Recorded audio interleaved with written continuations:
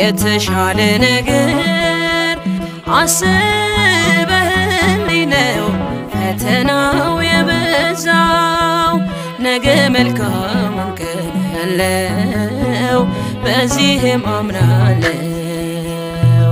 የተሻለ ነገር አስበህልኝ ነው ፈተናው የበዛው። ነገ መልካሙን ቀን ያለው በዚህም አምናለው።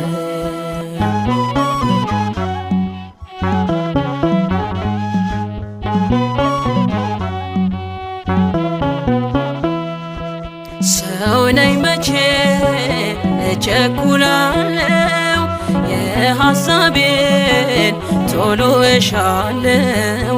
አንዳንዴማ በቃ ረስቶኛል እላለሁ